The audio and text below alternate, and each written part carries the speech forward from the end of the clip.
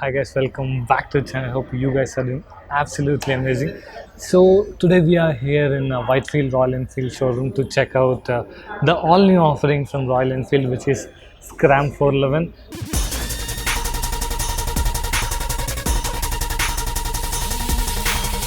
When I first saw this in flesh, I was like, oh my god, this is really good, really good. I'm just coming from SD showroom, so I've just saw the SD Scrambler. So I think this is gonna give very tough competition to that bike as well. So talking about this bike, this is like 411cc single cylinder air cooled engine, not liquid cooled. So it produces around 24 PS of max power at 6500 RPM, and you'll get 32 Nm of peak torque at around 4250 RPM. So that's everything that you got to know about this engine.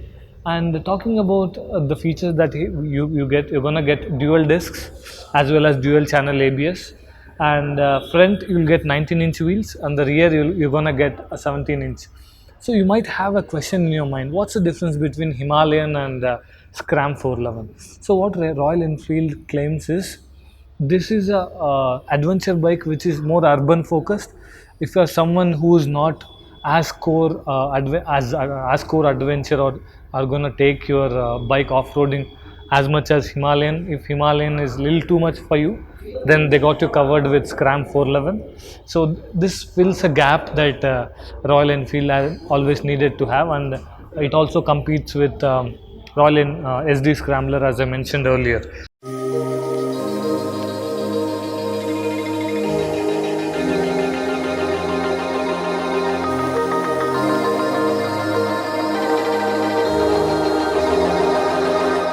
So talking about aesthetics, god, this bike looks really good in this color. They have around 3 colors. One is this one, and the black and the gray. I'm going to show you all the 3 colors.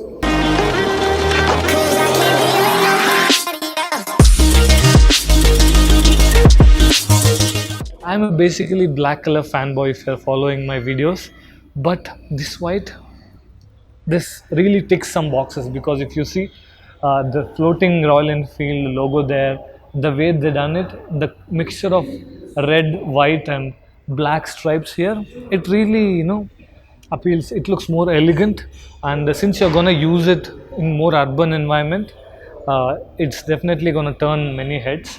With that said, you're gonna get hand guards here as well, and you're gonna get single pod instrument cluster, and the fuel cap on this white one really stands out because it's a black metallic fuel cap. On the black one, it doesn't stand out as much as it does in this one. And you get a sari guard, and as well as you get dual purpose tires. You can take it off road, and it also serves the urban environment. And the really cool logo on the engine, I really like the way they did it. And the Himalayan Scram 11, it's a stickering, but I think it's really good quality. This is fiber, and you get a metal fuel tank, and the seat is really comfortable.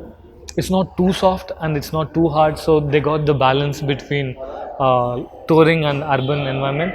And you have a striped design, not as evident as SD Scrambler, but when you see it, you know the rib seat design. That is a signature to Scramblers.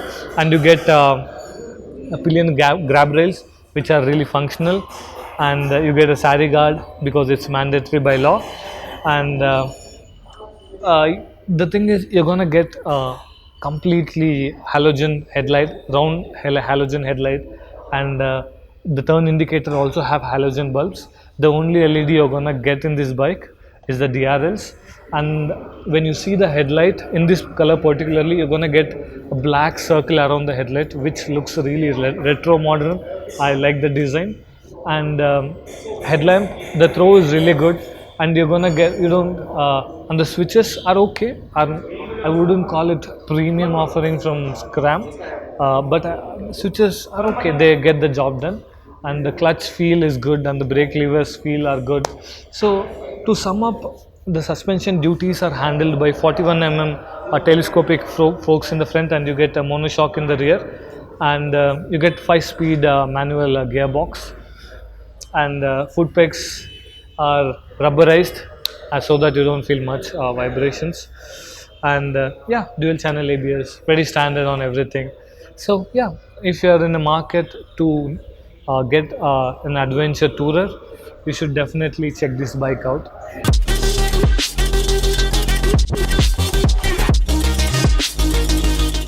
So you get around 15 liters of fuel tank, and ground clearance is 200 which is plenty good when you're doing a little bit of urban riding and as well as off-roading.